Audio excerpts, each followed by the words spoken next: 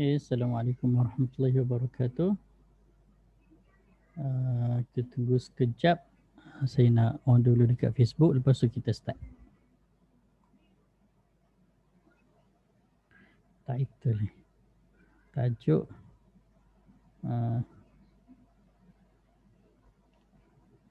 topik ke-30. Topik ke-30. Topik ke-30. Okey. Sekejap ya. Sementara tunggu Facebook on, saya dah record. Okey.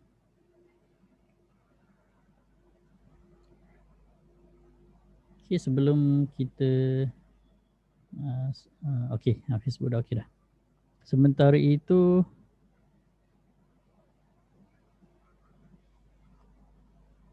suara okey tak? Tuan-puan boleh dengar? Kalau suara okey boleh tekan 1. Suara okey tekan 1.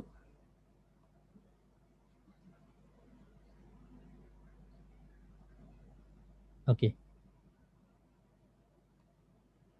Sekejap saya check balik yang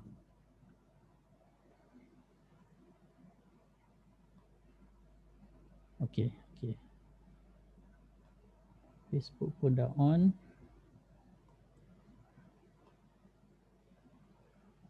Copy link, share link dulu. WTS. Silap. WTS.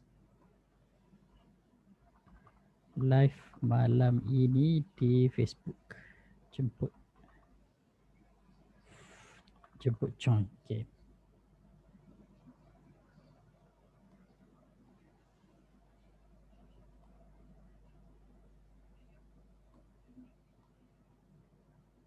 Klien, bakal klien.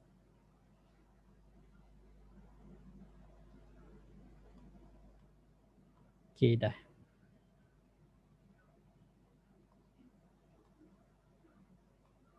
Sekejap saya nak delete jap ni. Banyak alert daripada UK, masuk entah dari mana. Lama tak nampak tuan cantik rambut. Saya baru potong rambut tadi. Semangat nak buat live kan. So, sepanjang PKP sebulan tak potong rambut. So rasa macam berat kepala. Okey, sekejap saya check Zoom okey. Lawan rambut ni bukan lawan, ini botak nama dia. Okey. Kita start lah. A'udzubillahi minasyaitonirrajim. Bismillahirrahmanirrahim. Assalamualaikum warahmatullahi wabarakatuh. Alhamdulillahirabbil alamin wassalatu wassalamu ala rasulil amin wa ala alihi wa sahbihi ajmain. Ba'd. Pertama sekali saya ucapkan tahniah, terima kasih kepada semua kerana dapat meluangkan masa pada malam ini. Saya ingat last kita live bulan 1 kan? Bulan 1 tu pun macam pertengahan bulan 1 macam tu kan? So kenapa, ada reason lah kenapa saya stop sekejap. Salah satunya adalah sebab rentetan daripada announcement yang M+ buat hari itulah. Okay? Yang mana M+ cakap Remizer tak boleh share, dia tak Remizer tak boleh share sama ada buy call yang melibatkan buy, sell ataupun hold kepada selain daripada klien sendiri sahaja. So basically dia maksudnya kan apa yang M+ cakap, Remizer especially M+ lah yang ni M+ punya rules lah, dia cakap especially M+ punya Remizer tidak digalakkan ataupun dia cakap tak boleh lah, pendek kata kan, tak boleh discuss ataupun advice ataupun bagi apa-apa nasihat lah terhadap selain daripada klien sendiri sahaja sekiranya ianya melibatkan buy, sell ataupun hold. So basically apa yang kita selalu discuss, kita kan discuss counter kan, kita discuss counter kan.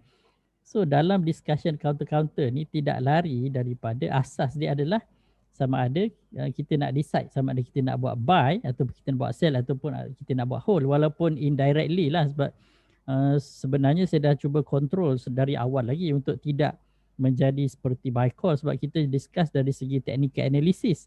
Tapi dia lah ada certain things yang kita tak boleh control lah sebab bila melibatkan discussion counter, dia melibatkan technical analysis kan, kita tengok chart. Bila kita tengok chart, basically kita nak tengok direction.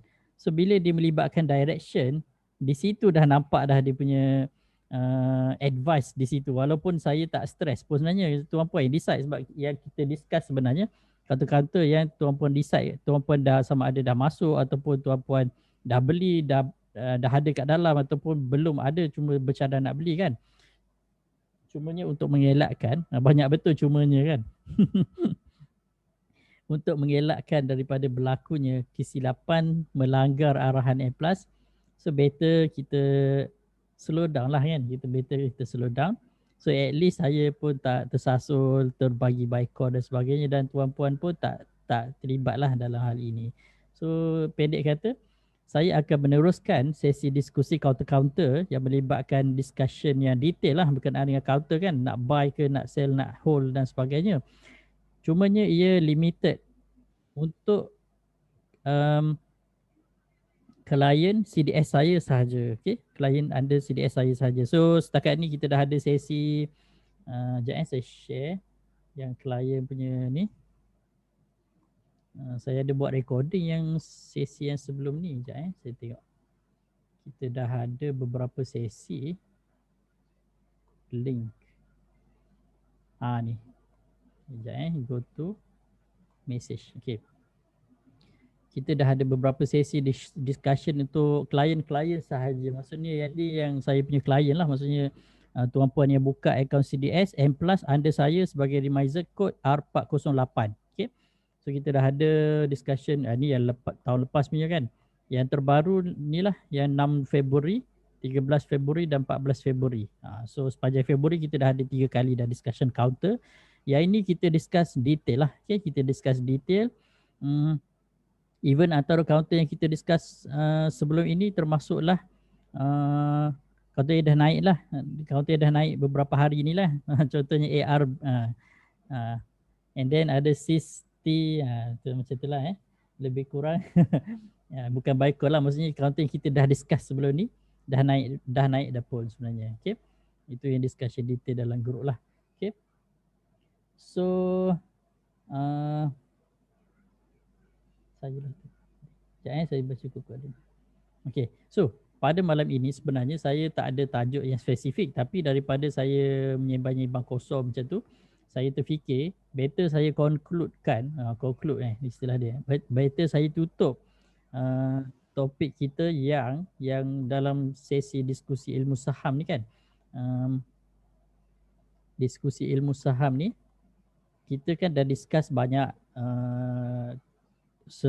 almost tamat dah sebenarnya. Yang last kali adalah topik yang ke-29. Topik yang ke-29 saya dah kupas dah tentang macam mana cara kita nak memahirkan diri kita dalam trading lah kan.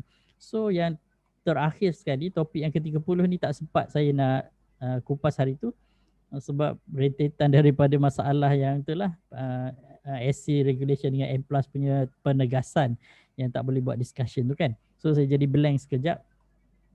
Tapi setelah dah berehat beberapa minggu kan, dah macam-macam dah saya buat kan. Yang tak melibatkan discussion lah. Dan saya ingat saya kena conclude lah So, topik terakhir iaitu kesimpulan dan nasihat sebagai seorang traders lah ataupun sebagai seorang pelabur saham kan. So basically kalau ikutlah secara logiknya, apakah yang tuan-puan rasa? Ini saya nak tanya dulu. Mana yang bagian chatting Chatting tak keluar pula. Kenapa chatting tak keluar? Sekejap Kat mana dia? Kat sini. Okay dah. Jumpa. Okay.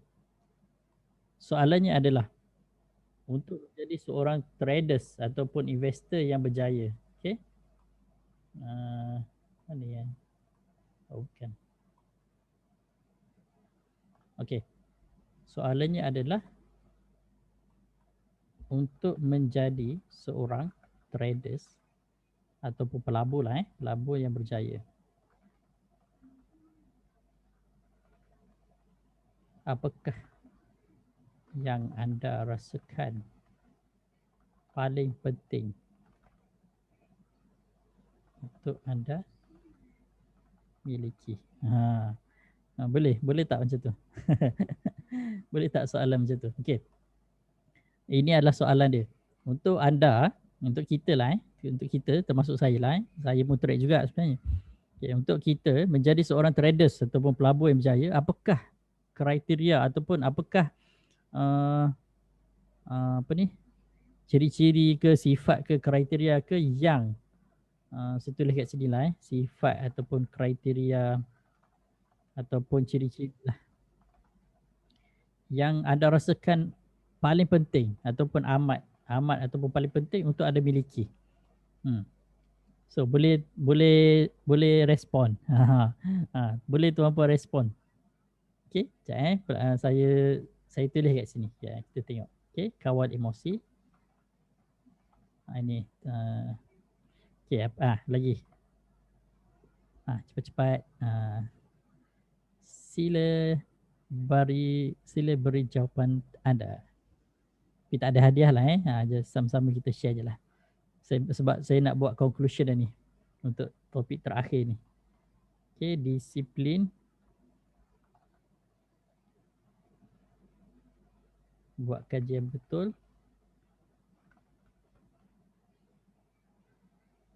Counter. Jangan tamak. Lagi. Ready plan. Okey. Berdiri di atas kaki sendiri, tak harap buy call. Ini panjang sangat, saya copy paste je lah. Copy paste. Sabar. Okay, ni pun copy paste juga. Silap, tak copy paste terus. Sabar ataupun sabar itu duit lah. Okay. Jangan kejar harga mana? Jangan kejar harga kat mana? Tak ada. Jangan kejar harga. Okay. Dekat Facebook pun ada komen. Okay. Okay, saya ambil dulu yang dekat Zoom. Komen dekat Zoom dulu. Kalau tak ada, saya ambil dekat Facebook pula. Ilmu, disiplin dan sabar. Okay. Ini Tuan Sulaiman punya. Ilmu, disiplin dan sabar. Okay. Sentiasa konsisten mencari ilmu. Konsisten mencari ilmu. Ilmu apa ni? Kawalan emosi dah ada dah. Emosi paling atas sekali. Sabar dah. Tidak mudah putus asa. Don't give up, keep it up. Jangan mudah putus asa. Sebenarnya asa kalau bahasa Melayu apa maksud dia? Apakah yang dimaksud dengan asa dalam bahasa Melayu? Tak ada maksud ke apa? Okey, belajar daripada kesilapan. Kesilapan siapa ni? Kesilapan sendiri ke kesilapan orang lain? Okey, saya copy Tuan Kamaru punya panjang ni. Kita letak nombor lah Tak nombor nampak lebih senang sikit. Saya letak ke tepi macam tu. Mudah kita nak baca. Okey. Trading tools yang bagus. Cantik. Trading tools yang bagus. Ini pun penting juga tau.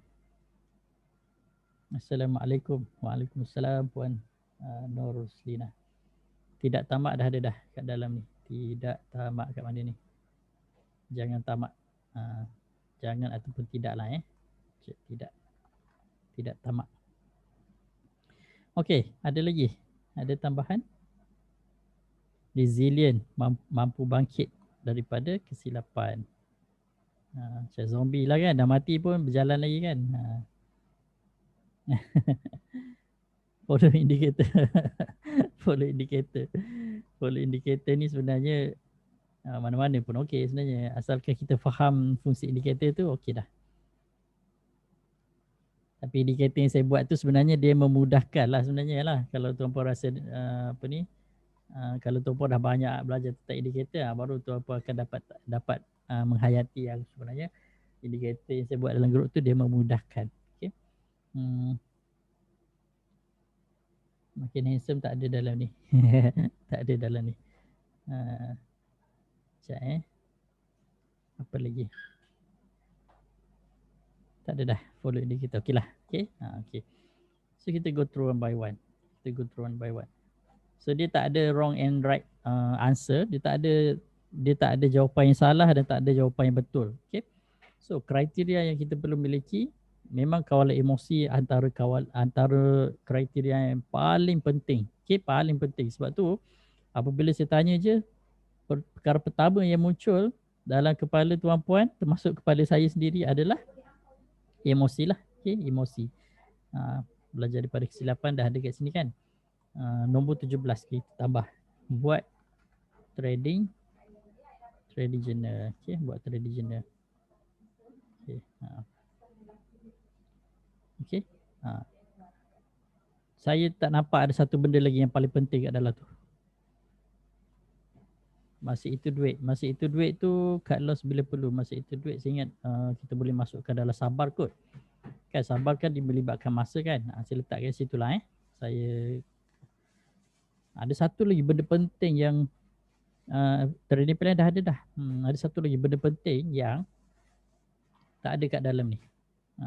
Okay, kalau saya tulis kat sini mungkin tuan-puan akan nampak sikit ni. Okey, benda yang penting tu adalah apakah kita punya matlamat. Okay.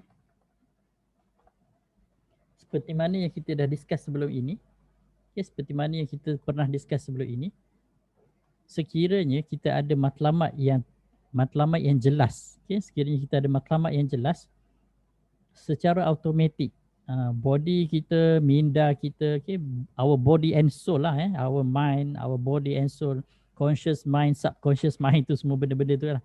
Sekiranya kita ada matlamat yang jelas dan matlamat itu logik, reasonable, boleh diukur, kita akan senang mencapai matlamat tersebut.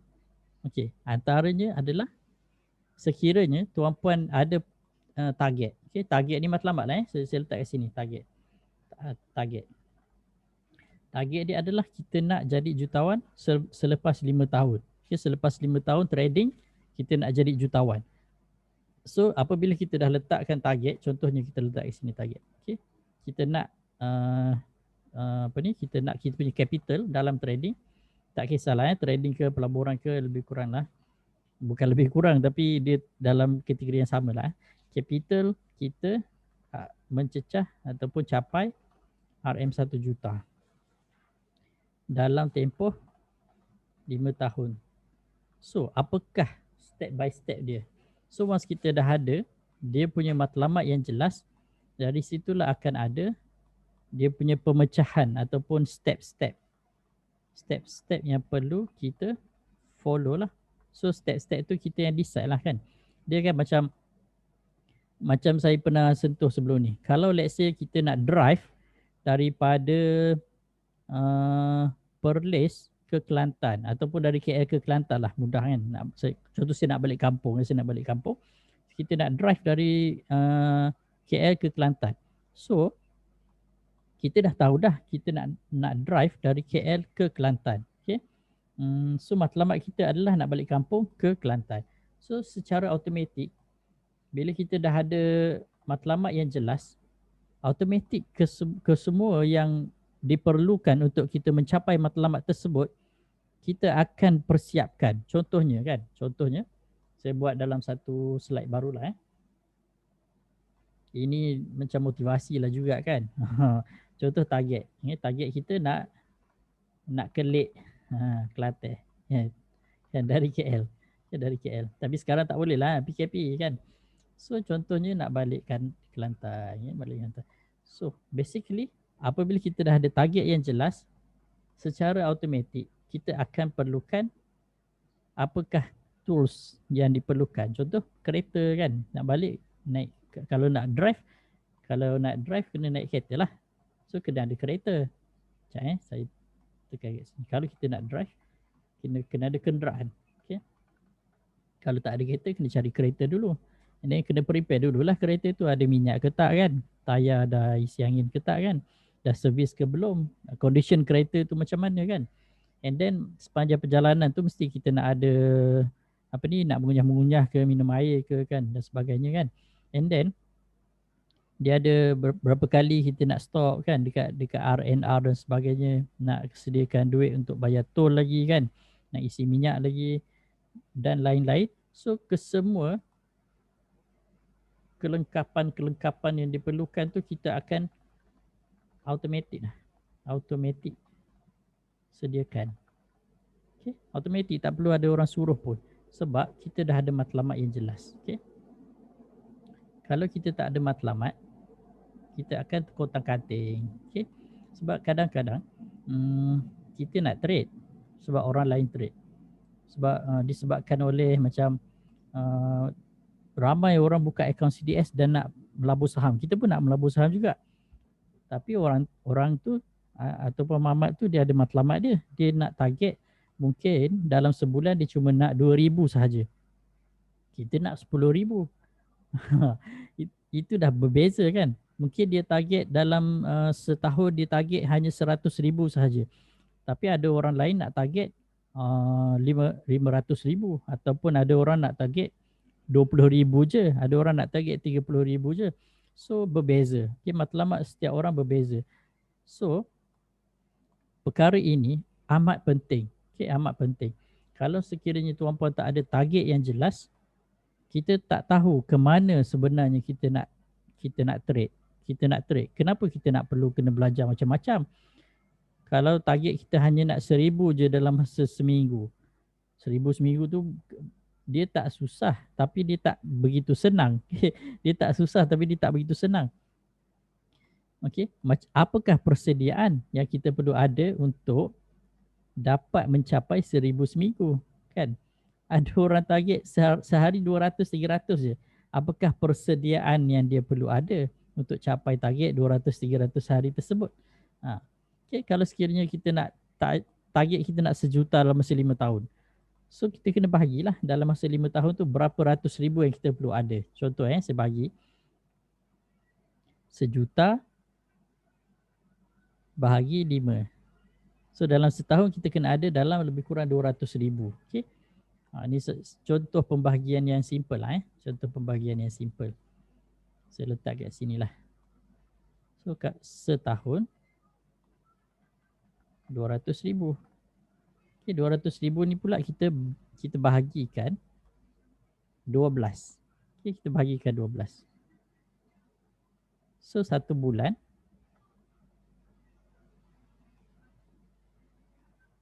sebulan kita kena target sebanyak 16,600. Okay. 16,000 17 lah 16.666 saya letak 17 lah. 17,000. Agak-agak 17,000 sebulan possible ke impossible? Agak-agak lah. Dalam tempoh 5 tahun. Okay, dalam stretch dalam tempoh 5 tahun. Possible ke impossible? Kalau siapa rasa possible tekan 1. Kalau siapa rasa impossible tekan 2.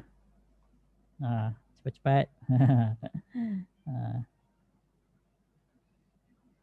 Siapa rasa possible tekan 1, siapa rasa impossible tekan 2.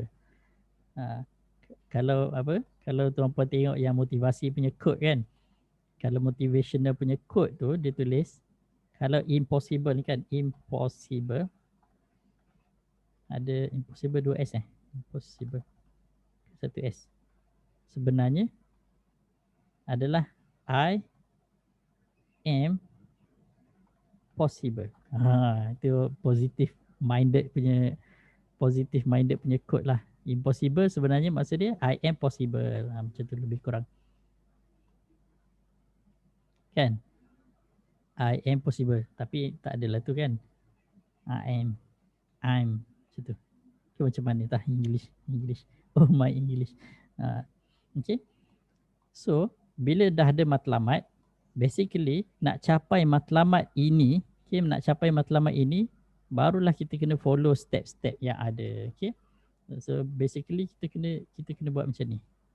Kita ada matlamat kan. Matlamat kita jelas. Okay, yang penting matlamat kena jelas lah. Kalau matlamat tak jelas, minda kita tak boleh nak capai. Okay. Contoh kita cakap kita nak jadi kaya. Tapi kita tak ada time frame berapa lama kita nak capai kan. Jadi kita tak ada target nak kaya tu nak kaya macam mana. Nak kaya hati ke, nak kaya senyuman ke, nak kaya dengan rakan-rakan Facebook ke, ramai rakan Facebook saja kan kaya. Nak kaya apa? Nak kaya makan dengan roti ke, macam tu. Kena spesifik kan nak kaya apa. Okay, nak kaya sembang ke macam tu kan.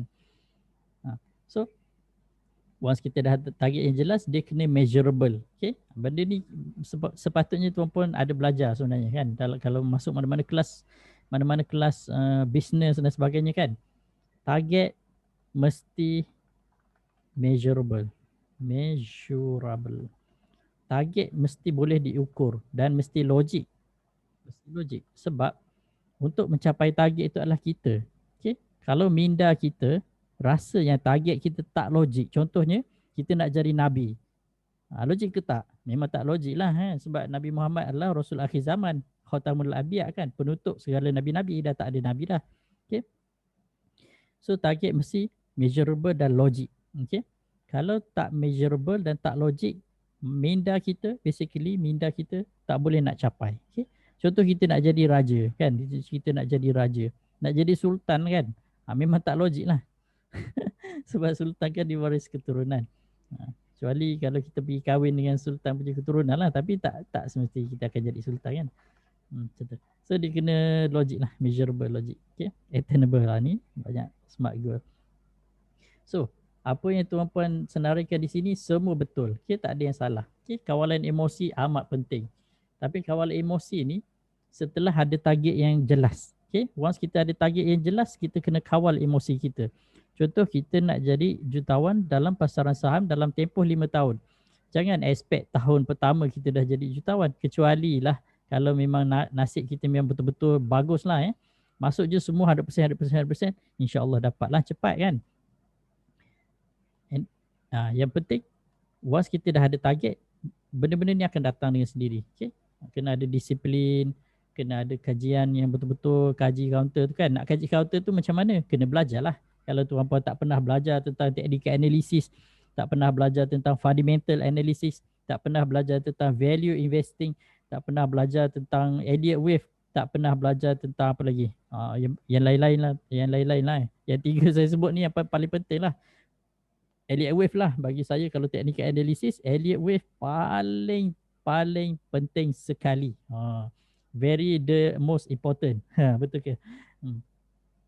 And then kalau dari segi fundamental analysis, belajarlah tentang value investing. Even Warren Buffett adalah seorang father of value investing lah sebenarnya, Benjamin Graham. And then tapi dipelopori dan diamalkan dan dipopularkan, difamouskan oleh Warren Buffett macam tu. Okay?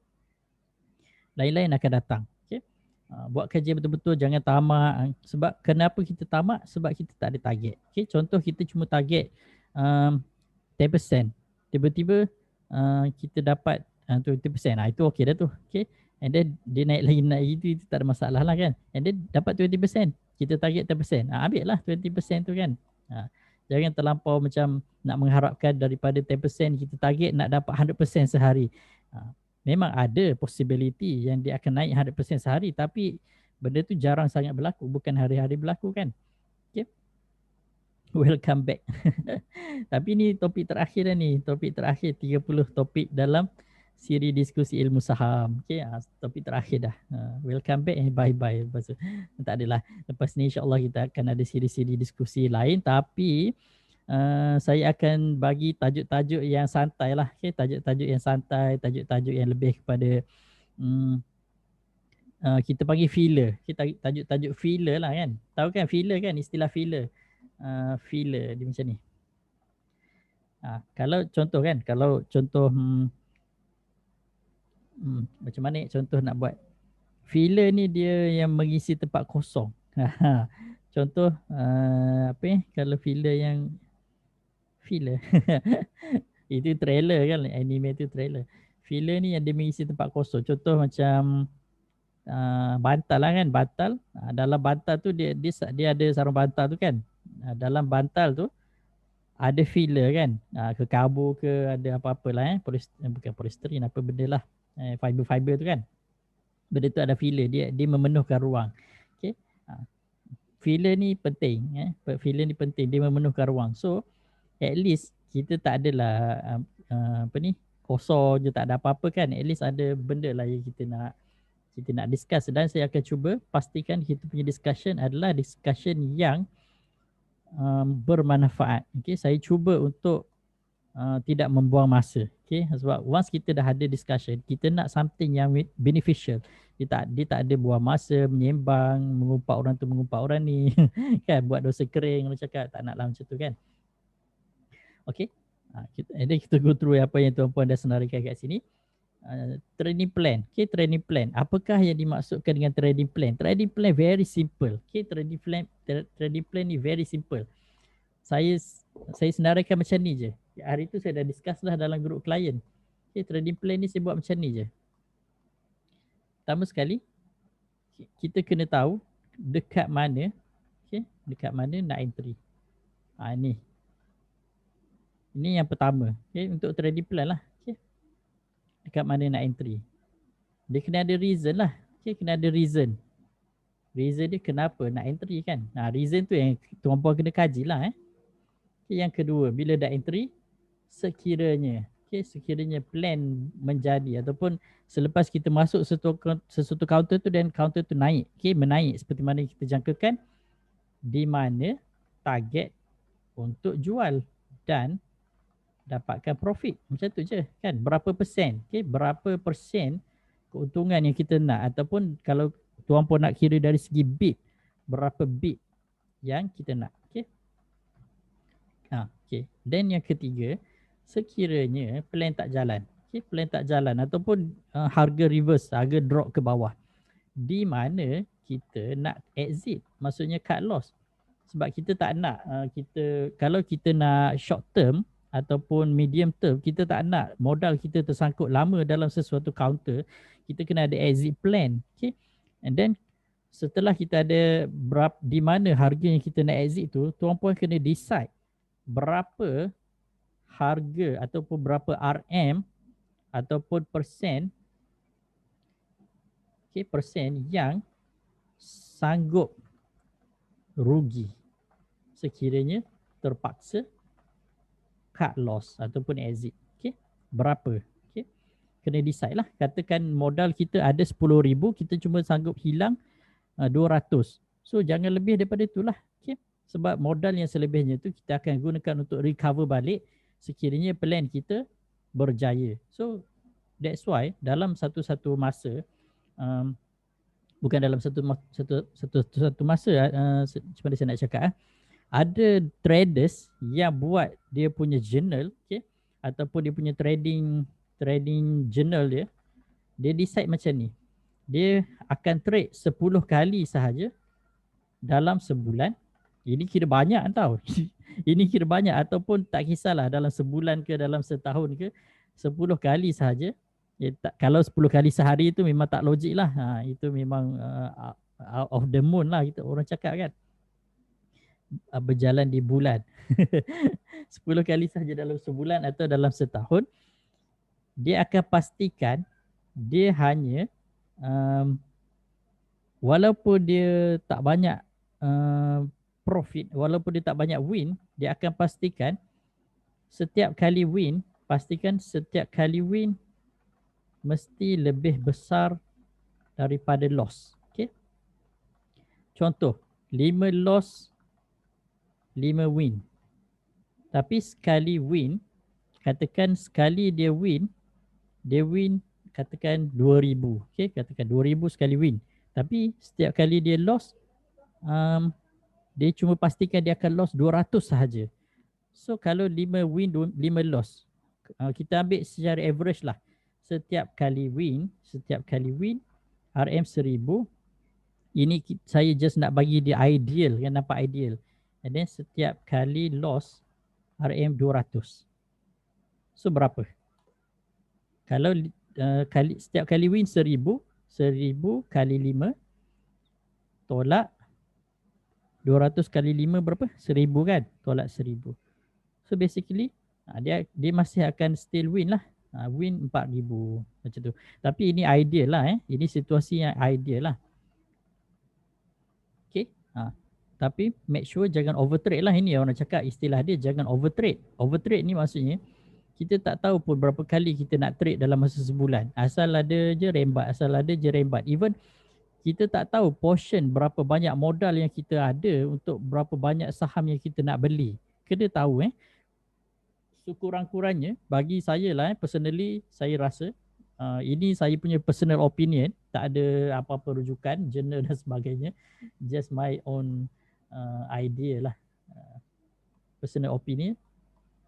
Dalam satu-satu masa, dalam satu-satu masa pastikan tuan-puan pegang tidak lebih dari 5 kaunter sahaja. And then sekiranya ada 1-2 kaunter dalam 5 kaunter tu dah untung, dah tuan-puan dah jual, baru cari kaunter lain dan make sure kita hanya monitor 5 kaunter sahaja dalam satu-satu masa. Apa-apa yang lebih daripada 5 kaunter, kita akan ada problem untuk kita manage. Tak percaya try. Beli 20 kaunter sekaligus. Mesti tuan-puan akan pening kepala dan darah tinggi, kecil manis, gout dan sebagainya. Okey, boleh tak macam tu? Okey. So, make sure jangan banyak sangat. And then, dia kan, sekiranya kita ada modal yang besar, kita punya desire lebih besar. Sebab tu, tuan-puan kena ada plan ini yang akan melibatkan disiplin. Okey, disiplin. Macam saya sendiri, saya akan pastikan bawah sama ada 5 ataupun bawah daripada 5 sahaja.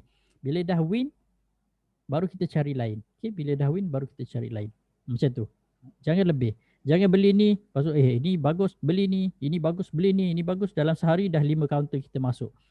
Memang tak sempat kita nak monitor. Okay? Memang tak sempat. 5 pun dah cukup dah. Okay? Yes, 3 pun okey. 1 boleh lah. 1 boleh lah. Okay? Jangan banyak sangat. Sikit tak apa. Yang penting kita bukan nak kuantiti tau. Kita bukan nak kuantiti. Kita nak quality stock. Okay? Quality stock. Kita nak pastikan stok yang kita pilih tu, tak kisah sama ada tuan-puan nak intraday ke, BTST ke, tangkap pisau ke, tangkap cacing ke dan sebagainya kan. Tangkap cacing tak adalah, saja je saya tambah kan. Nak swing ke, nak invest ke, make sure cari yang quality punya stok. Okay? Jangan pilih yang overly popular. Okay, maksudnya stok tu popular tapi tak ada quality, tak bagus. Okay, contoh, boleh bagi contoh, apakah stok popular yang tak ada quality? Mesti tuan-puan tahu punya kan. Stok yang sentiasa disebutkan, sepanjang masa orang duk sebut, kata tu je kan. Contoh, AT kan contoh lah. Contoh je. Ni bukan buy call lah. Contoh IT, SAP kan. Iris boleh kaji lah, not so bad lah. Kira macam tu lah, saya tak nak banyak lah. Okay, cukup. Tuan-puan tahulah. Okay, tuan-puan tahulah. Data prep dah naik tinggi dah hari ni. Jadi macam tu. Kita bukan nak cari yang popular stock. Kita nak cari yang quality stock. Macam mana kita nak cari quality stock? Itulah tu, nak kena belajar lah. Okay? Dia tak akan datang dengan sendirilah. Okay? Basically, malam ini sebenarnya ada beberapa benda yang saya nak share, tapi mungkinlah kita share akhir-akhir lah, akhir-akhir sekali. Mana tadi yang discussion tadi? Discussion. Ni. Okay. Okay, so macam tu. Make sure kita beli quality stock. Okay, quality stock. Macam mana nak decide quality stock? Ni tuan-puan kena belajar lah. Okay, dia ada beberapa cara lah. Sama ada dia quality stock dari segi technical analysis ataupun quality stock dari segi fundamental analysis. Yang tu kita kena belajar. Okay, kita kena belajar. Kalau technical analysis ni dia punya keyword dia satu je. Uptrend counter dah. Asalkan uptrend counter, apa-apa pun okey. Macam tu. Kan? Itu dia punya keyword dia lah. Gabungkan lagi padulah. Nak cari yang gorilla ke kan. Jangan cari yang apa? Slot kan. Slot. Habislah ke laut lah. Okay. Malam ni kita tak discuss counter. K-Power. Tengoklah macam mana. Adakah dia macam ni. Nak tahu quality stock dari segi FA senang. Asalkan syarikat tersebut buat untung 5 tahun berturut-turut. and then dia punya QR report menaik dari quarter ke quarter, okey lah tu. EPF dia bukan negatif, okey, EPS dia bukan negatif, okey lah tu. Okey. Banyak lagi lah, tuan pun kena belajar lah tuan pun kena belajar lah, tak boleh lah apa ni main guessing work kan, dia bukan guesswork, dia kena belajar. Sebab kita, saya buat macam ni je perumpamaan, apabila tuan-puan baru berkenalan dengan pasaran saham dan baru sahaja buka akaun CDS, tuan-puan berada pada level tadika. Tadika je. Baru tadika ni ataupun baby lah kita cakap baby lah. Baby baru nak belajar berjalan. Berjalan. Sebab itu saya cakap baby step. Kalau kita nak belajar berjalan ni, kita kena start daripada merangkak dulu kan. Mula-mula dia mengesok dululah, lepas tu merangkak, baru berdiri, baru mula berjalan. Okay? Lepas tu barulah pergi tadika. Okay? Baru pergi tadika. Dan seterusnya lah. Okay? So jangan overdo lah orang cakap. Okay? Jangan overdo. Apa yang saya buat ni? Tadika. Lepas tu baru masuk sekolah rendah. Okay. Berapa lama masa yang diambil, terpulang. Ada orang cepat, ada orang laju kan belajar, ada orang slow kan. So tuan-puan kena ambil masa sendiri, fasa sendiri untuk belajar. Okay. Sekolah. And then barulah pergi sekolah menengah. Okay. Masuk college, masuk universiti, barulah grad. Macam tu. Lebih kurang. So banyak benda lah, banyak fasa lah yang kita kena lalui kan.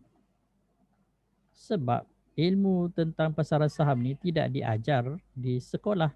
So kita kena belajar sendiri dan kita kena bagi masa untuk kita faham. Okay? Dan masa itu dia tak sekejap. Okay? Dia tak sekejap. Macam saya sendiri at least 2 tahun baru saya mula tahu benda tu, mula tahu benda ni. Itu pun sepanjang sampai sekarang banyak lagi benda yang saya tak tahu lagi, yang saya masih belajar. Okay, saya masih belajar. Dan saya masih attend lagi kelas-kelas. Kita tak akan stop. Ini adalah apa ni kita panggil long life learning lah. Okay, never stop. Okay, never stop. Dan seterusnya. Apabila kita dah rasa yang kita dah terror kan, kita dah rasa kita dah terror dan kita dah stop belajar, di situlah bermulanya kejatuhan. Di macam mana yang kita nak cakap, macam contoh perjalanan lah. Apabila kita dah berhenti berjalan, kita dah tak ada dah pencapaian yang seterusnya. Macam itulah. Sama jugalah dengan pembelajaran dalam ilmu pasaran saham ni, dia memang banyak sangat benda yang nak kena belajar. Okay? Sebab tu jangan mudah putus asa. So kita kembali ke sini kena ada trading plan. Trading plan at least macam tu apa yang saya dah cerita tadi. And then ni nak berdiri di atas kaki sendiri kena ada ilmu. Okay, once dah ada ilmu kena sabarlah, sebab kita nak mencapai matlamat, kita nak capai target. Kalau tak ada kesabaran, kita tak dapat capai target dia. Okay? Jangan kejar harga, ilmu, disiplin dan sabar, konsisten cari ilmu. Ni saya dah cakap tadi. Jangan putus asa. Okay? Orang yang berjaya ni orang yang tak mengenal erti kalah. Okay? Kalau dia mengalah, dia tak akan menang lah. Dia macam tu je kan. Contoh macam siapa yang tak mengenal erti kalah. Contoh Azizul Asni Awang kan, tahu kan? Kita punya basikal apa dia punya nama sukan itu, basikal apa? Velodrome apa tu yang tu dalam satu tu aksi basikal kayu-kayu tu yang kejar motor tu kan. Dia bermula memang dari bawah lah. Okay? Tapi dia tak pernah putus asa kan. Velodrome. Dia tak pernah putus asa. Sekarang dia adalah nombor 1 dunia. Okay? Nombor 1 dunia. Adakah dia mengalah setelah dia jatuh? Adakah dia mengalah setelah dia kalah beberapa kali? Tak. Okay? Dia tak mengalah. Tapi dia berada pada tahap apa yang dia berada sekarang sebab dia tak pernah mengalah lah. Bukan dia tak pernah gagal kan. Dia pernah gagal. Tapi dia tak mengalah. Itulah masalahnya ramai yang berada dalam pasaran saham ni. Terlampau senang mengalah tapi tak tahu dia tak buat muhasabah pun. Kenapa tiba-tiba mengalah dah. Tapi tak buat muhasabah lagi. At least kita buatlah bedah siasat kan. Kenapa gagal? Kenapa tak profit lagi? Okay, kenapalah setiap kali masuk je merah kan? Macam tu. Ada reason lah, dari situlah kita belajar. Okay? Kalau kita tak pandang balik apa yang kita dah pernah buat sebelum ini, kita tak dapat nak cari di mana kesilapan kita. Okay, macam tu. Sebab tu orang cakap kena ada journal lah. Okay? Buat journal. Journal ni tujuan dia untuk kita, bukan nak tunjuk kat orang kan. Orang tak perlu tahu pun kita ada journal ke tak ada journal. Kita nak pakai. Kalau sekarang, kalau dalam M+, dia dah ada history kan. Download je lah history tu, tengok balik kan. Ataupun kita buat rekod sendirilah kan. Beli ni macam mana, beli counter ni, kenapa saya beli counter ni, saya beli berapa lot, berapa modal yang saya ada kan. Katakan kita cuma ada 1,000. Okay, kita ada 1,000. Macam mana cara kita nak maksimiskan 1,000 duit yang kita ada tu? Okay, counter yang macam mana kita nak masuk kan? Takkan nak masuk 1,000 terus nak cari penny yang 0.005 sen, sedangkan penny tu dah tak bergerak kat situ dah 5-6 tahun dah tak bergerak kat situ. Kita pun letak duit kita kat situ dah lah ada 1,000 tu je kan. Masuk pula kat situ, tunggu lagi 5-6 tahun. Memang tak jadi apalah. Okay. And then satu lagi, setelah ada ilmu, okay, setelah kita dah belajar ilmu, okay, setelah dah ada ilmu, dia akan datang dengan pengalaman. Pengalaman tu tak akan datang dengan sendirinya kecuali kalau kita dah try and error. Okay? Kalau kita hanya belajar teori dan hebat dari segi teori, dia lain tau. Bila kita dah praktis, dia tak sama. Okay? It's totally different. Contoh macam mana nak cakap. Orang yang hebat atas kertas dengan orang yang hebat pada real life, dia tak sama. Okay, dia tak sama. Kalau kita belajar macam business study kan, dapat skor A, tak semestinya keluar jadi businessman yang berjaya. Tak semestinya. Okay. Macam tu lah nak cakap. Itu je lah. And then apa lagi? Jangan stres bila orang lain untung dan kita tak untung lagi. Itu biasalah manusia kan. Kita ada emosi kan. Emosi, kadang kita jealous dan sebagainya.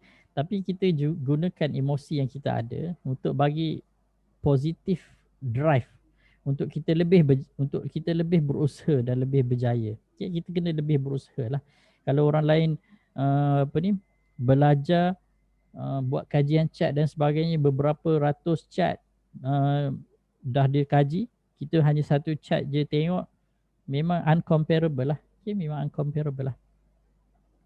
Okay, macam saya kan, awal-awal saya belajar, satu hari saya akan tengok beratus-ratus cat. Saya tengok, saya buat kajian, saya tengok kenapa cat ni macam ni, kenapa cat ni macam ni, beratus-ratus cat. Sampaikan saya sendiri tertanya-tanya, apa benda lah yang aku buat ni kan. Peringkat awal dulu masa kita baru belajar saham kan. Apa benda lah aku buat ni, tengok cat ni. Sepanjang hari duduk tengok cat, tengok cat. Tak tahu pun kenapa saya begitu bersemangat nak tengok cat. So kita tak tahu kenapa. And then sekarang baru kita rasa dia punya kesan dia tu kan. Once kita dah banyak praktis, kita dah latih mata kita untuk tengok apa yang betul, apa yang tak betul. Okay? Sekali tengok chart je dah tahu dah. Okay, ini uptrend, ini downtrend, ini accumulation, ini distribution, ini fasa markup, ini fasa markdown. Tapi sebelum tu kena tahulah, okay? Kena belajarlah dulu. Accumulation kat mana, distribution kat mana, markup kat mana, markdown kat mana. Kalau terlepas sesi penerangan saya sebelum ni, tengok balik lah. Kita dah discuss banyak dah hari tu. Okay. Dah ada 29 topik dah. Kita dah discuss hari tu kan. Yang saya dah upload dah semua dekat Facebook ada, dekat YouTube pun ada. Nanti tuan-puan boleh tengok balik. Okay. Tuan-puan boleh tengok balik. Okay. So apa lagi? Belajar daripada kesilapan ni memang biasa. Kalau tuan-puan tak pernah merasa lost, tuan-puan tak akan ada keinginan untuk belajar dan mendalami kenapa saya lost. Sebenarnya lost ini bagus untuk bagi kita motivasi untuk kita belajar. Dan honestly saya cakap, tak ada seorang pun yang jadi traders ataupun investor yang tak pernah lost. Okay? Tak ada seorang pun. Kalau dia malaikat tu mungkin lah. Okay. Tapi manusia tak ada. Okay. Manusia tak ada. Trading tool yang bagus ni saya dah cerita dah sebelum ni. At least tuan-puan kena ada charting tools yang bagus, platform yang bagus. Kalau saya suggest memang M+ lah. Sebab saya kan reminder M+. Tuan-puan buka lah M Plus punya platform. Sebab dia punya brokerage fee dia rendah. Kalau nak buat intraday pun tak rugilah. Kalau untung 1 bit tu pun, katakan 1 bit tu 100 masih untung lagi. Okay. 1 bit. Tu kalau M Plus lah. Lain-lain saya tak tahu. Okay. So dapat 2-3 bit dah okey dah. 2-3 bit dah untung sangat-sangat dah. Okay. Kalau M Plus. Nak hold lama pun tak ada masalah, boleh je. Okay. Buka M Plus. Sebab satu lagi, dia punya platform mudah untuk digunakan, dan saya pun dalam grup pun kita dah buat discussion dan penerangan yang detail macam mana cara nak gunakan platform. Macam dalam grup klien ni kan, ini pun saya dah sediakan dekat bahagian apa ni, dia punya ni dah ada dah channel ni, channel video ni kan, saya dah letak dekat sini macam mana cara nak gunakan M Plus punya platform. Detail dah ada sampai 10 video dah. Cuma ambil masa je lah, nak tengok tak tengok je. Okay. Dia tak ada alasan dah tak tahu. Sebab kita dah sediakan, kena usaha sikit lah. Okay. Apa lagi? Resilient. Penting lah resilient penting lah. Okay. Antara benda atau makhluk yang paling resilient dekat dunia ni apa? Cuba tuan puan teka. Apakah makhluk ataupun benda hidup lah yang paling resilient dekat dunia, dekat bumi ni? Teka.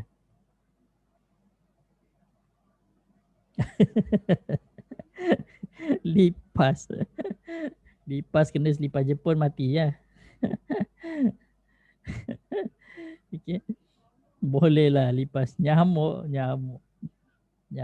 Atromel. Semut.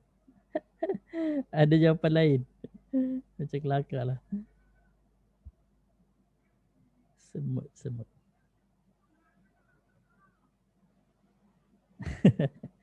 Ikan. Dolphin tu nama counter. Ikan. Antara makhluk hidup yang paling resilient adalah pokok. Tuan-tuan tahu pokok adalah makhluk hidup. Pokok ada perasaan tahu. Jangan main-main. Kalau kita kutuk dia kan, lama-lama dia pun lemau, tak nak hidup dah. Tak nak ada bunga lah, tak nak ada buah lah. Okay. Pokok ni, walaupun hutan terbakar, nanti dia akan tumbuh balik. Okay. Dia akan tumbuh balik. Okay. Kalau kita biarkan pokok bersih tu lain lah. Kalau kita biarkan sesuatu kawasan tu kan, kita biar lama berpuluh-puluh tahun, dia akan jadi hutan. Hutan. Maksudnya pokok ni kan resilient. Pokok ni adalah resilient. Kalau tuan-puan saya suka tengok dokumentari lah yang melibatkan haiwan-haiwan, tumbuh-tumbuhan kan. Kita tengok balik kisah yang berlaku dekat Chernobyl kan. Chernobyl, macam mana nak sebut dia? Chernobyl. 20 tahun lepas, 20 tahun lepas, 20 ke 30 tahun lepas berlaku kebocoran reaktor nuklear kan dekat Chernobyl. Dan saintis cakap bandar Chernobyl tu, kawasan tu lah disebabkan oleh leaking reaktor nuklear kan, tidak boleh diduduki oleh manusia dalam tempoh 10,000 tahun. Kan, disebabkan oleh radioactive leakage. So untuk keselamatan kena elakkan bandar Chernobyl 10,000 tahun. 10,000 tahun ke 20,000 tahun ke 2,000 tahun, saya tak ingat. Lebih kurang lah, tapi ribu-ribu lah. Ribu-ribu tahun manusia kena elakkan bandar Chernobyl. Apa yang berlaku dalam tempoh 20 tahun sekarang, dari sekarang, dia dah jadi hutan. Dia dah jadi hutan bandar lah, sebab dia kan bandar. Dah jadi hutan, pokok dah tumbuh, dan apa yang menariknya, kehidupan liar pun dah mula ada balik dekat bandar Chernobyl tu. Dah ada rusa, dah ada serigala, dah ada kuda, dah ada apa lagi benda-benda yang benda hidup lah. Tapi yang mula-mula sekali yang naik adalah pokok lah. Pokok apabila manusia tak kacau, dia naik dengan suburnya menjadi satu ekosistem yang lengkap. And then kalau nak bercakap tentang ekosistem ni, sebenarnya manusia lah antara makhluk yang paling perosak kan. Kita tebang semua pokok-pokok yang sepatutnya menjadi satu ekosistem, jadi ladang. Macam-macam ladang lah kelapa sawit lah dan sebagainya kan. Buat rumah lah kan, kondominium atau bukit lah dan sebagainya kan. Itu cerita lain lah. Itu alam sekitar. Okay. Basically pokok adalah makhluk yang paling resilient. Okay, paling resilient. Pernah tak tuan-puan terdengar satu kisah tentang giant bamboo? Pernah dengar giant bamboo dekat China kalau saya tak silap. Giant bamboo. Pernah dengar tak? Ada kisah yang menarik kan tentang giant bamboo ni. Dia cerita dia macam ni. Pokok giant bamboo ni, pokok buluh gegasi ni kan. Dia mesti dia punya benih dia kan. Bila kita dah tanam benih dia, okay, kita kena siram setiap hari. Okay, kena siram setiap hari selama 5 tahun. Okay, selama 5 tahun kena siram setiap hari. Siram kan. Besok siram lagi kan. Besok siram lagi. Tapi tak naik. 5 tahun dia tak naik. Capai je tahun ke-5. Setelah benih dia matang, dia mula bercambah kan. Setelah dia mula bercambah, naik jadi pokok bambu. Tak sampai 2 hari. Okay, tak sampai 2 hari. Kalau saya tak silap lah nanti tolong perbetulkanlah saya punya fakta ni. Dia akan shoot naik beberapa ratus meter ke atas. Dia shoot dalam masa beberapa hari sahaja. Tapi setelah 5 tahun disiram. Okay. Jadi cuba kita Google kan. Pakcik Google ni bagus kan. Giant bamboo ni.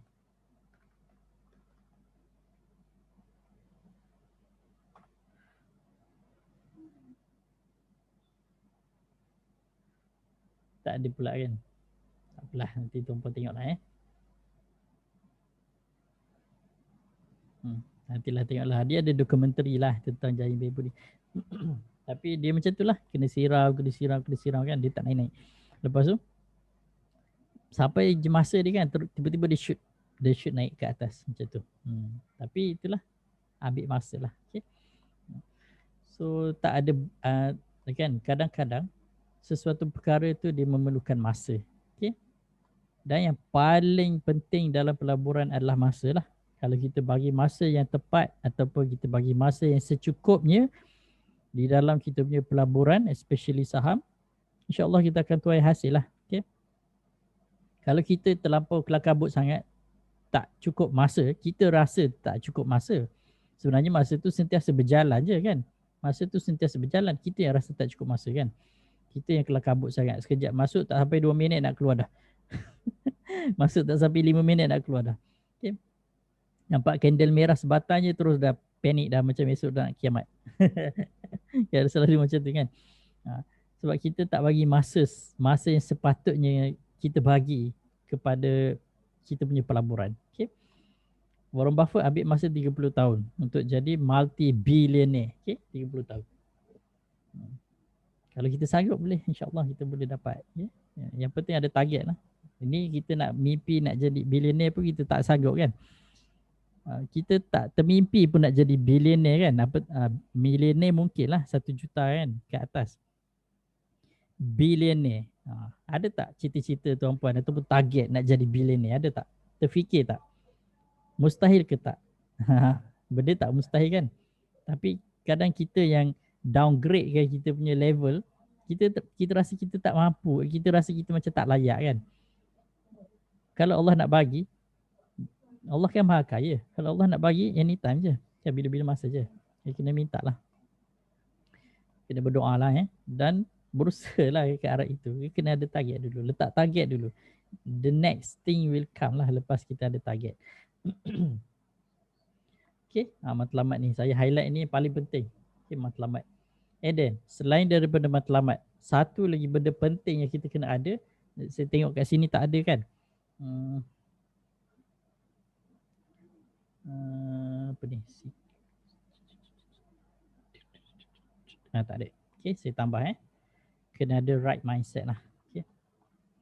Mindset yang betul. Kalau kita ada mindset yang betul, insyaAllah kita akan bergerak dengan cara yang betul. Okay. Kadang-kadang mindset kita tak betul. Dalam pasaran saham, dia ada beberapa kategori lah. Beberapa kategori manusia. Satu traders, satu investors. Okay. Satu intermediate. Kadang trade, kadang invest. So kita kena ada mindset yang betul. Kalau kita kita nak jadi traders, kita letak mindset yang betul as a traders. Okay? Kalau kita nak jadi investor, kita kena ada mindset yang betul as a investors. Kadang kita tak tahu kan, kita mungkin terlampau baru kan, kita tak tahu mindset investor macam mana, mindset traders macam mana. Okay? Kena belajar lah, ya? Dia akan datang dengan pengalaman lah. Okay? Once kita dah tahu mindset yang betul, then baru kita boleh bergerak dengan cara yang betul. Dia bunyi macam terlampau asas kan, tapi benda-benda asas ni memang penting. Okay? Tawakal doa memang kena ada lah. Okay? Mindset ni dia berkait rapat dengan sikap lah. Okay? Dengan sikap lah. Kalau ada mindset yang betul, insyaAllah sikap kita betul lah. Sikap yang betul. And then paling penting kena positif. Itu ada topik mindset, sikap dan sebagainya. Saya letak kat sini lah positif. Setengah orang memang negatif. Setengah orang memang negatif. Macam mana pun kita cakap, dia akan negatif juga. Memang payah macam tu. Okay. So kalau kita nampak orang tu memang macam tu, memang tak boleh nak buat apa semua kan, abaikan je lah. Kita cuba berada dalam circle yang positif. Kalau kita cuba jaga kita punya circle, okay, circle yang positif, dan insyaAllah kita akan berjaya bersama-sama. Okay, that's why kita panggil positive circle. Macam tu. Positive circle ni tak senang nak dapat. Kita kena grow. Kita kena, macam mana kita nak cakap kita kena build, okay? Kita kena bina positive circle. Okay? Dia tak akan datang dengan sendiri. Okay? Dia tak akan datang dengan sendiri. Kena bina. Kalau kita tak pandai bina, dia akan jadi negatif. Ataupun dia tak jadilah. Kena pandai. Kena grow positive circle. Banyak je sebenarnya kan, kalau tuan-puan tahu mana-mana grup-grup yang bagus kan. Kalau kita berada dalam positive circle, insyaAllah kita sendiri akan rasa positif lah macam tu. Okay. And then dia akan mempengaruhi kita punya mindset. Okay. Kalau negative circle, dia akan mempengaruhi mindset kita secara negatif. So daripada kita seorang yang okey jadi tak okey. Daripada kita, contoh kita nak swing lama jadi ter-intraday. Contohlah macam tu kan. Sebenarnya kita nak BTST, tiba-tiba tertangkap pisau pula. Macam tu lah contoh. Istilah-istilah tu lah kan. Kalau tuan-puan baru, insyaAllah kena tengok balik lah apa istilah intraday, BTST, tangkap pisau, swing, invest, okay. Margin tak margin tu cerita lain. Kontra tak kontra tu sebab saya fokus untuk cash account je. Kalau tuan-puan ada cash account then okay. Saya tak galakkan margin. Okay. Kalau ada orang yang nak buka account margin dengan saya akan tolak dengan cara yang bagus lah. Okay. Saya akan tolak sebab saya tak nak tuan-puan trade menggunakan margin. Sebab margin ni dia risiko. Kita pinjam duit orang, kita pinjam duit broker untuk trade. Trade kita tak semesti guarantee win.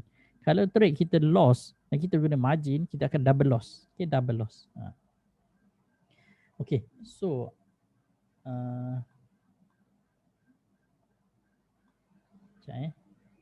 setakat ni macam mana? Boleh belajar sesuatu? Kalau tuan-puan ada belajar sesuatu, tekan Y. Kalau tak belajar apa-apa, tekan X. At least saya tahu ada respon.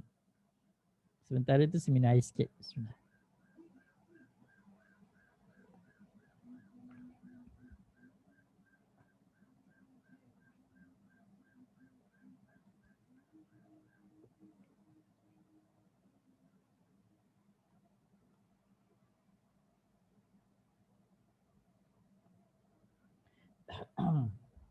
Okay.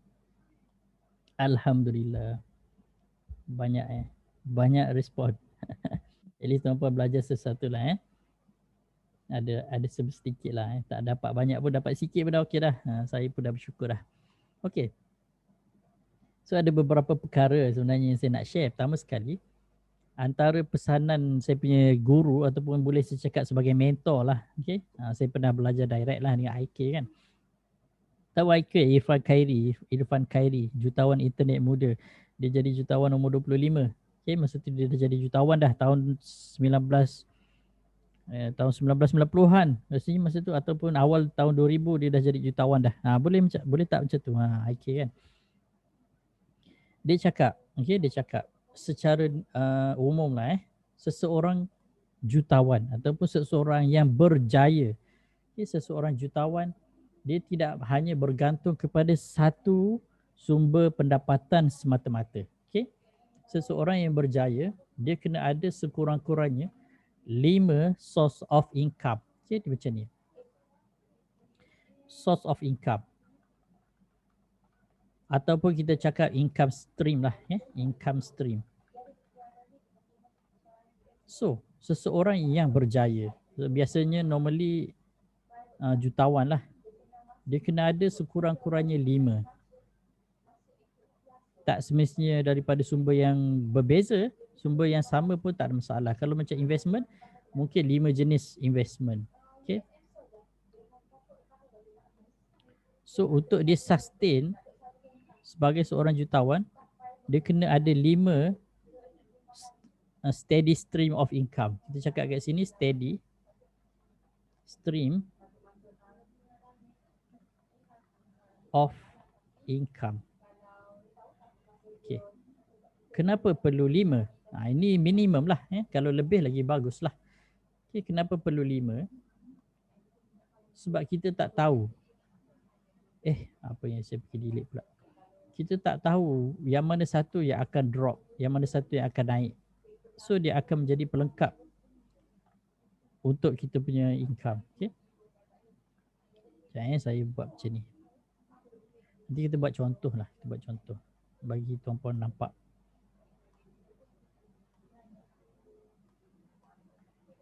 Ini secara umum lah saya cakap. Apa yang dia cakap lah, saya cakap balik. Apa yang saya belajar lah, dia ajar. Okay. Sebagai contoh, tuan-puan ada gaji lah. Okay. Mungkin kita letak kat sini. Tuan-puan kerja kan ada gaji.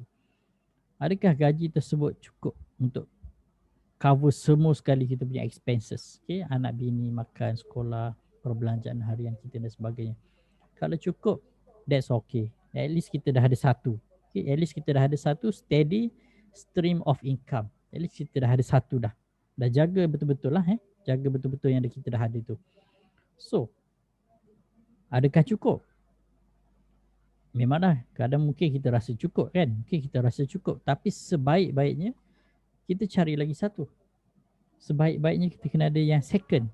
Steady stream of income. Dari mana? Mungkin kalau tuan-puan ada idea, tuan-puan ada kelebihan, tuan-puan ada kemahiran, kita boleh perkemaskan ataupun kita boleh orang panggil fine tune lah. Kita panggil fine tune kita punya kemahiran untuk menjana income kedua. Contoh, tuan-puan pandai apa? Memancing. Mungkin pandai memancing. Tukarkan kemahiran memancing kepada second stream of income. Jangan jadikan memancing ni sebagai satu yang memakan income yang pertama. Itu lain, itu tak betul tu sebenarnya. Dia jangan jadi benda tu sebagai dia mengikis yang first stream of income tu. Ada orang memancing habis duit, tapi ada orang memancing dapat lagi banyak duit. Macam saya ada kawan, saya ada kawan ni, dia tak memancing, tapi dia suka menjali ikan. And then dia buat duit daripada menjali ikan. Macam mana? Waktu cuti dan sebagainya, dia pergi menjali ikan. Dapat ikan talapia dekat lombong ke dekat sungai ke dalam. Dia cakap pernah sekali dia tebar jala, dia dapat sampai 10 kg. Besar tak besar ikan tu kan. Seekor ikan 1 kg.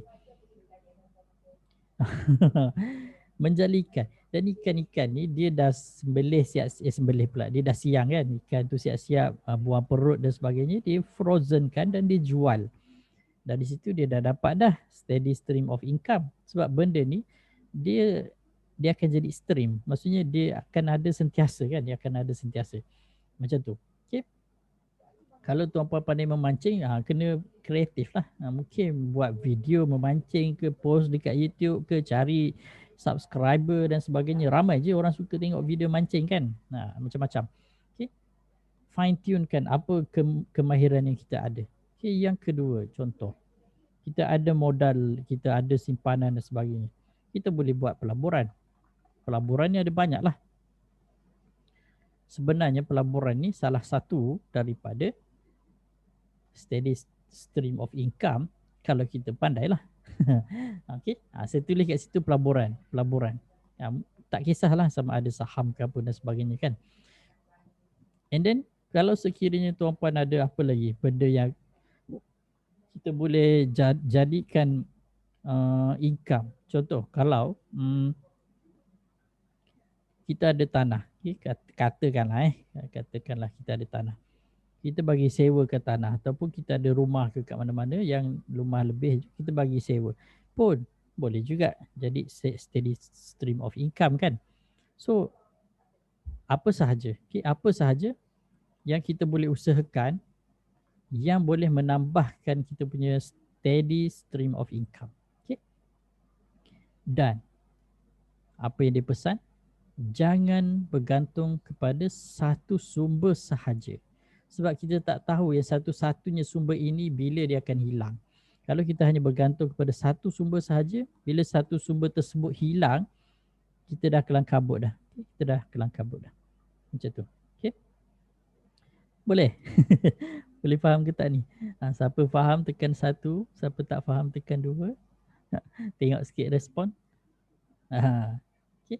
Kalau kita pun ada bakat, ada bakat seni kreatif, buat lagu, buat lirik ke, buat soundtrack ke, kalau pandai ambil gambar kan, ambil gambar upload dekat Pinterest kan, share apa ni, banyak benda yang sebenarnya kita boleh buat lah, banyak benda kreatif, banyak benda-benda kreatif.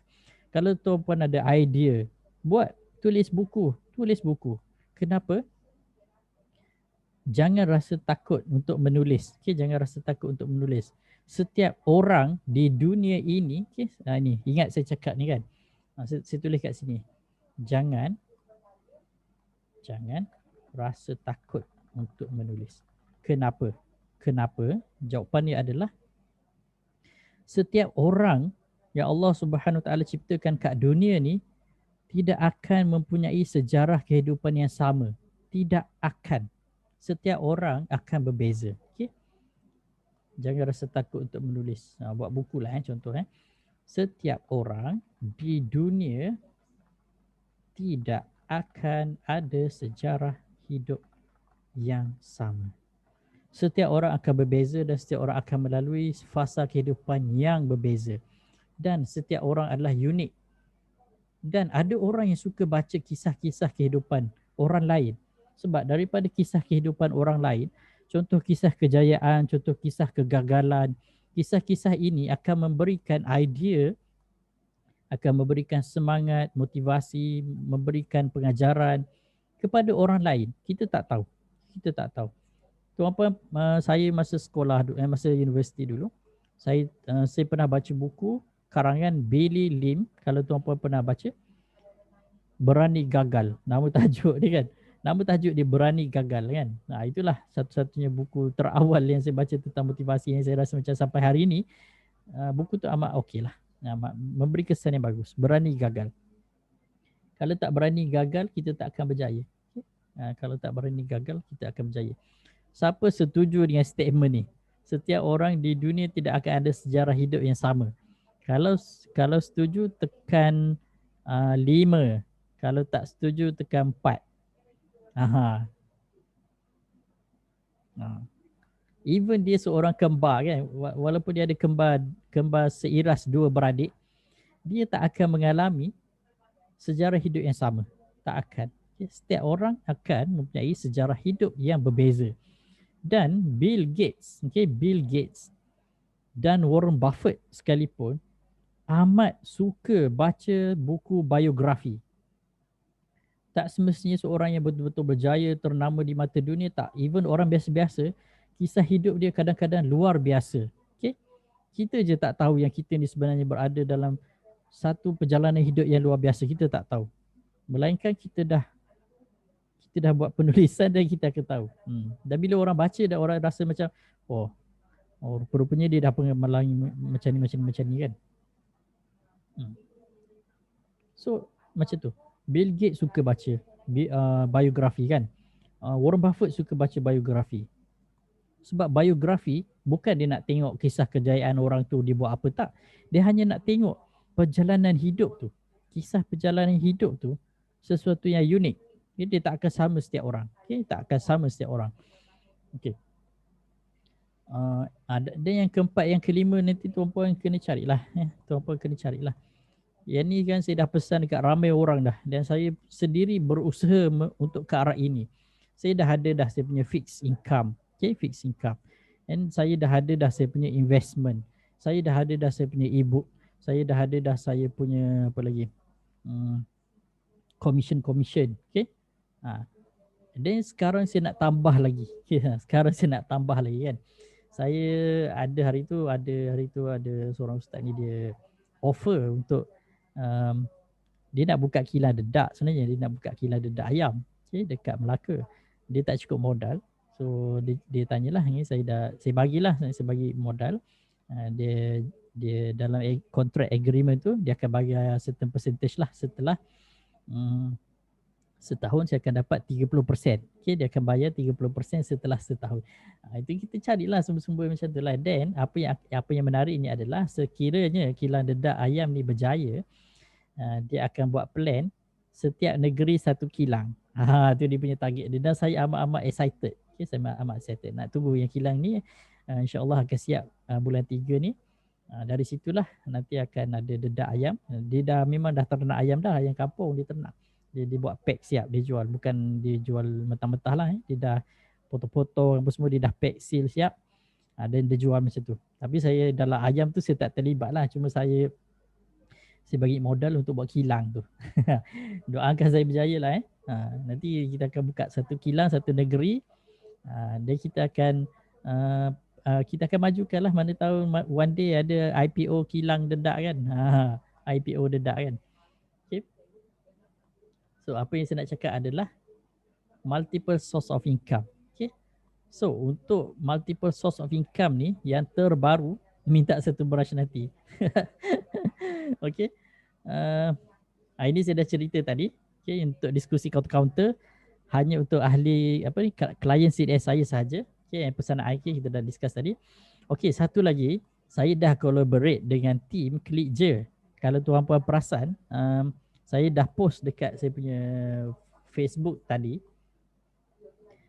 Klik Je ni dia satu laman web lah.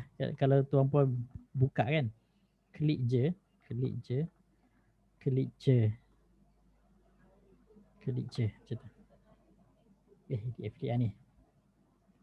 Okey, Klik Je ni apa yang bagus dia adalah satu laman web yang mana tuan-puan boleh beli e-book yang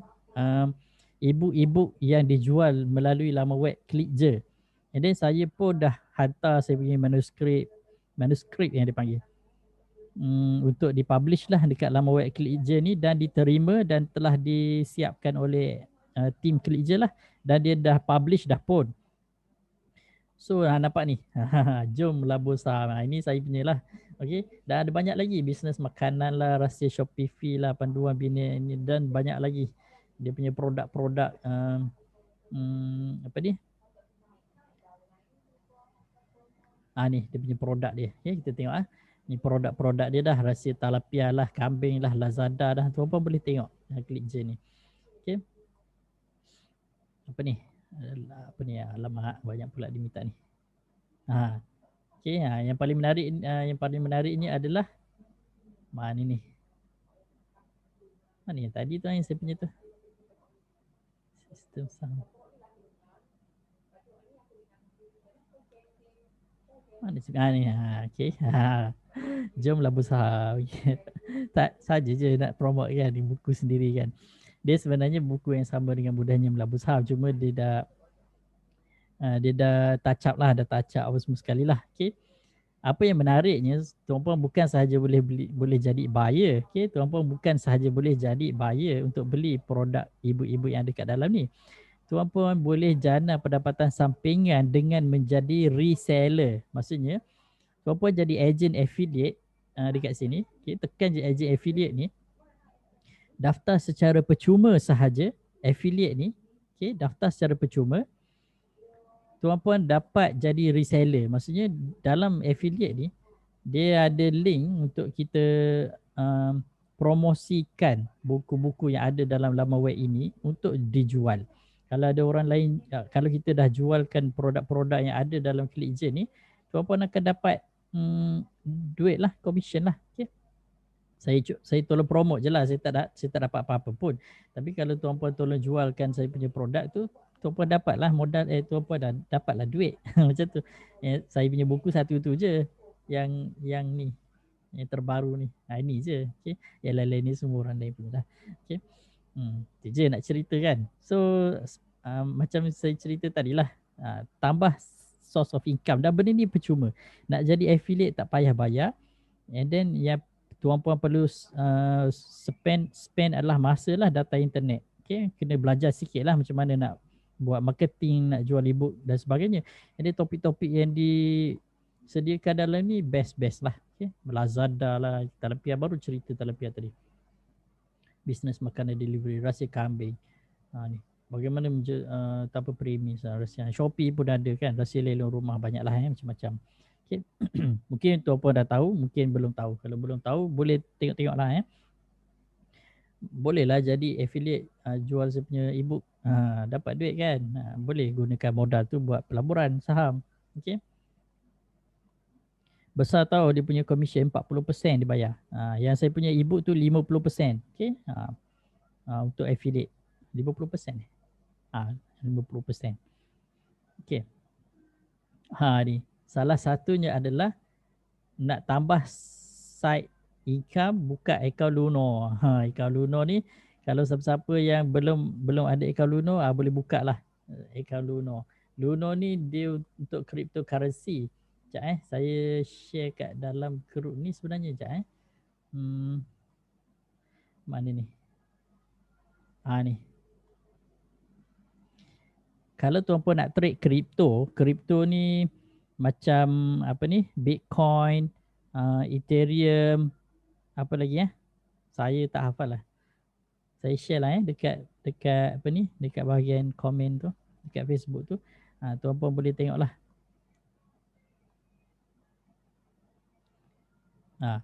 So boleh apa ni, buka account tokenize digital asset digital asset telah di tu akan baru lagi terror, SRP, Litecoin. Digital asset ni apa ni, kita punya SAC, Syariah Advisory Council, cakap dah syariah. Okay, syariah. Boleh beli. Selain daripada nak beli saham apa semua, boleh beli dah. Macam Bitcoin, Ethereum, SRP, dan dah diluluskan dekat peringkat SC lah. SC dah buat regulation, dah dikira sah lah. Sah di sisi undang-undang Malaysia. Dia tak ada dah underground tak ada. Boleh beli. Saya dah bagi link tu untuk tuan-puan buka akaun Luno, boleh daftar je. Okay, daftar percuma. Nanti bila dah siap apa semua sekali, boleh masukkan duit dan terus boleh beli dah. Nak buat kajian-kajian tentang cryptocurrency ni, boleh tengok dekat TradingView jugalah. Dia punya chart-chart dan sebagainya. Itu cerita lain lah. Okey, satu lagi. Ini yang terbaru lah. Ini yang lagi baru daripada Luno ni. Tuan-puan pernah dengar yang Datuk Dr. Nazri Khan, DDNK kan? Ni bukan DDN friend tau. Apa? Tak handsome tak apa, janji kaya kan? DDNK dah melancarkan dana yang dipanggil sebagai dana safi ataupun unit trust. Dia punya fund, okay? Dia punya own fund dipanggil sebagai private mandate unit trust. Dan macam mana nak fund account tokenize? Boleh bila dah ada account tu, deposit je lah. Deposit. Dalam account tu kan nanti dia akan ada option dekat situ. Dia minta deposit. So masukkan je lah deposit macam tu. Okey. Saya baru sahaja mendaftar untuk jadi fund manager. Fund manager istilah dia fund manager MR lah dipanggil. Marketing reps. Okey, marketing reps bukan fund manager. Marketing representative untuk dana yang DDIK ni.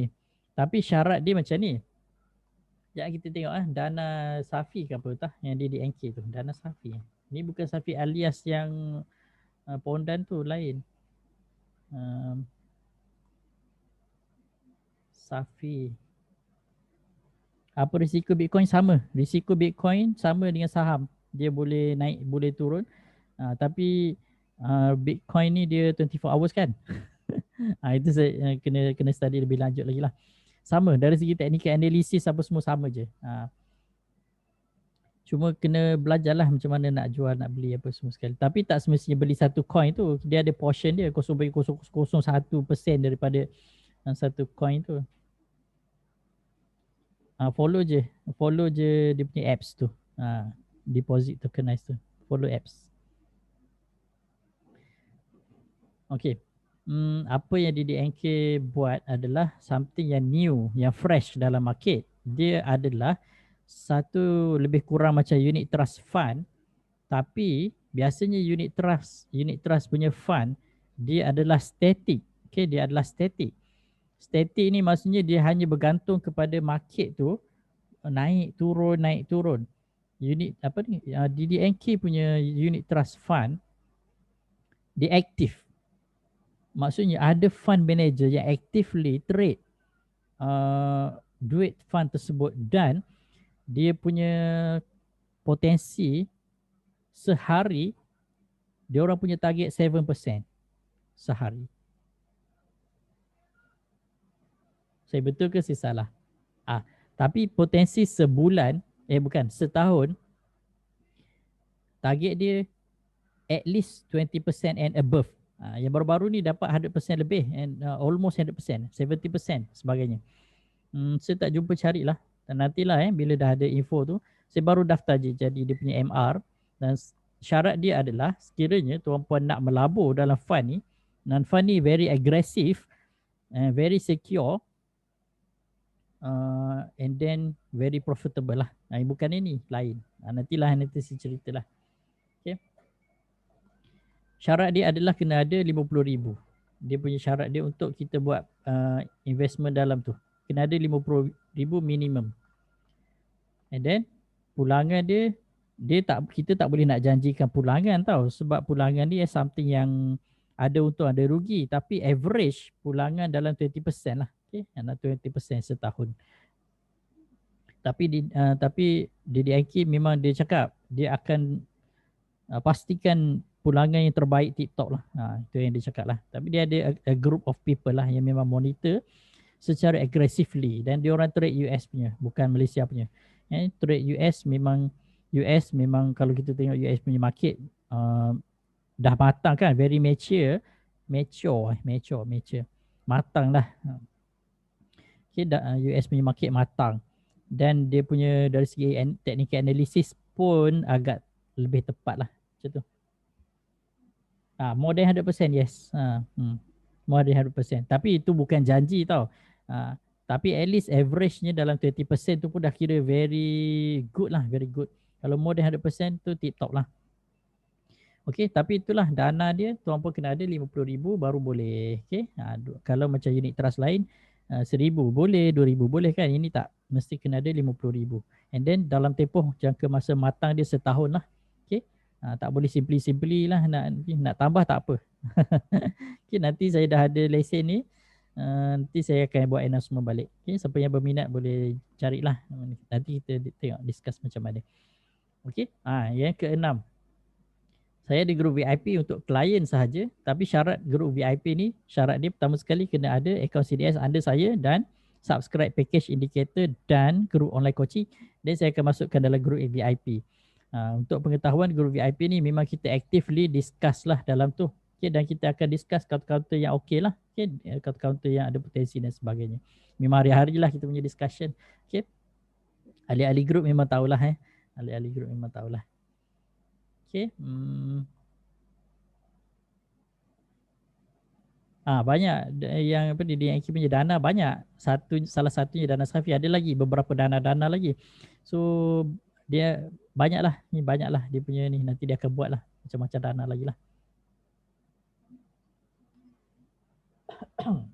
Jadi kalau berminat ni, sebab at least yang ini kita consider sebagai passive steady stream of income. Okay, selain daripada kita sendiri yang melabur, kita put aside a certain portion of kita punya modal untuk orang lain yang grow kita punya duit. Okay, orang lain yang lebih expert, okay, yang lebih expert dan ada kelayakan untuk grow kita punya duit. Okay, kadang-kadang kita bagi sebagai leverage lah. Kita leveragekan kepintaran orang lain untuk memberikan keuntungan kepada kita. Boleh ke pindah ke CDS advisor lain ke saya? Sebenarnya kan ceritanya macam ni. Hari tu M Plus dah buat meeting. Diorang sebenarnya tak galakkan kalau tuan-puan nak tukar remiser, especially kalau sama-sama A Plus Wangsa Maju. Tapi dalam borang M Plus, dia ada satu portion yang kita boleh buka account under nominee. Maksudnya kita boleh buka account wife kita, anak kita ataupun adik-beradik, tapi kita yang bertanggungjawab ke atas account tu. Cara tu pun boleh lah. Maksudnya buka account nominee lah, buka account proxy lah. Maksudnya wife buka account, husband yang tradekan. Tapi kena declare lah husband punya nama kat situ yang menjaga account tersebut. Dalam masa yang sama, wife pun bertanggungjawab sekali terhadap account tersebut. Kena declare. Okay? Ada, boleh dibenarkan oleh bursa. Ada orang cakap tak boleh kan? Memang boleh, tak ada masalah. Cuma kalau tukar remiser M Plus sebenarnya tak bagi sangat. Unless kalau betul-betul tuan-puan memang genuinely nak tukar, then boleh call M Plus lah. Nombor M Plus saya letak kat sini. Nombor M Plus 1300-22-1233. Call tanyalah macam mana kan. Call tanya macam mana, dan kalau nak tahu step-step dia tanyalah macam mana. Okay. Tanya itulah. Tanya orang M Plus lah. Ini dia punya support. Okay, A plus support. Kadang lambat angkat. Kena sabar. Tadi ada cerita tentang kesabaran kan. Wal asr innal insana lafi khusr illa allazina amanu wa amilus solihati wa tawassaw bil haqq wa tawassaw bis sabr. Pesan-pesan terhadap kesabaran. FCPO tak ada. FCPO Maybank dengan RHB. Setakat ni M plus tak ada. M plus tak ada FCPO. Saya ada akaun FCPO tapi saya buka dengan Maybank. Saya pun dah tak trade dah FCPO. Awal-awal hari tu excited kan. Lepas tu dah lost sekali dua malah. Better saya fokus satu je saham. Yang ni tak. Ini just sebagai alternatif lah. Kalau tuan-puan macam nak cari pengalaman baru. Boleh buka akaun dulu. Buka je dulu akaun. Nanti nak trade tak trade tu lain cerita kan. Macam yang DDNK punya dana ni pun. Nantilah ni. Nanti saya, kalau saya dah ada info yang lengkap, nanti saya boleh ceritalah. Okay. So yang ni dah, ini last kali ya. Last kali. Saya pun cuba untuk buka gold investment account dan menjadi dealer.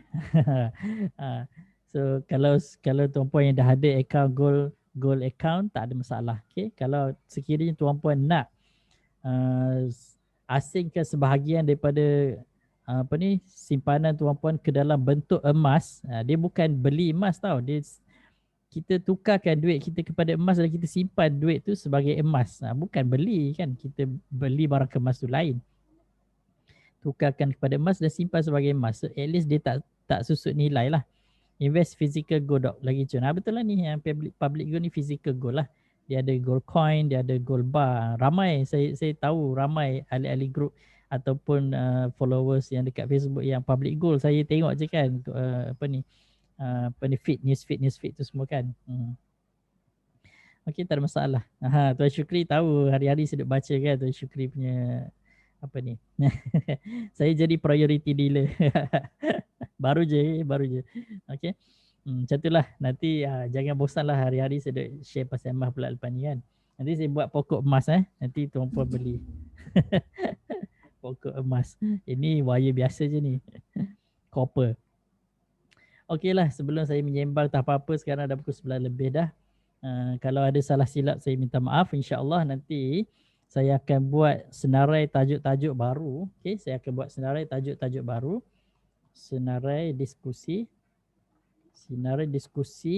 yang saya akan, insyaAllah saya akan buat diskusi yang bermanfaat bermanfaat untuk tuan-puan. So kita akan buat, saya akan senaraikan balik tajuk-tajuk yang penting, yang berguna, yang kita boleh memberikan lagi, menambahkan lagi kita punya ilmu dan pengalaman lah daripada kita punya discussion. Especially untuk saham lah, yang lain-lain tu tak ada masalah, itu cerita lain lah. Okay, itu saja je nak tambahkan. So untuk diskusi ilmu saham, ini adalah topik yang terakhir. So seperti mana kita dah discuss tadi, harap-harap tuan-puan dapatlah belajar sesuatu yang ini. So ini dah kira conclusion dah, kita dah tutup dah buku ni. InsyaAllah kita akan buka buku lain. Okay, yang ni dah Sadaqallahul Azim dari sini. Silap. Okay, ini dah tamat dah yang tu. Saya kira macam bye-bye dah lah bye-bye tajuk tu. InsyaAllah kita akan masuk tajuk lain dan saya akan buat secara berkala, kita akan on balik. Okay, kita akan on balik. Mungkin sekali seminggu ke dan sebagainya. Aha, betul. Tuan Kamarul, kita akan buka buku value investing khas untuk ahli-ahli grup klien. Okay, grup klien VIP sahaja. Okay, nanti kalau ahli grup Easy Pro yang lain tu, saya doakan semoga perjalanan penghijrahan tuan-puan berjalan lancar. Okay. Itu je lah yang saya boleh cakap. Okay. So sampai di sini sahaja. Kalau ada salah silap saya minta maaf. Kalau terkasar bahasa dan sebagainya. Semoga saya punya menyembang pada malam ni adalah sedikit manfaat untuk tuan-puan ambil, jadikan pengajaran dan sebagainya.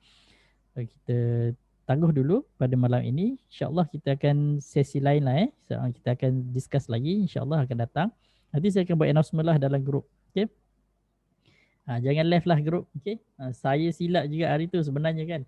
Hari tu saya emotional sangat kan. Saya suruh tuan-puan left ni grup WTS ni kan. Jangan left lah. Jangan left lah channel ni. Masuk balik lah. Kalau dah terleft tu masuk balik. And then yang bakal klien ni, yang grup bakal klien ni kan. Kalau dah terleft hari tu ataupun saya dah remove tuan-puan hari tu, masuk balik lah. Okay. Saya share balik lah. Saya share baliklah link nanti tuan-puan masuk baliklah. Okey. Minta maaf lah banyak-banyak hari tu saya emotional sikit. Dah rimu-rimu dia kan macam Tuan Mahathir lah. Emotional je letak jawatan. Emotional je letak jawatan kan macam tu. Adalah sikit ciri-ciri kat situ kan. Okey. So sampai situ dahulu. Kalau sekali lagi kalau ada salah silap saya minta maaf. Kita tangguhkan dengan kafaratul majlis. Subhanakallahumma bihamdika asyhadu an la ilaha illa anta astaghfiruka wa atubu ilaik. Wallahu alam. Wassalamualaikum warahmatullahi wabarakatuh.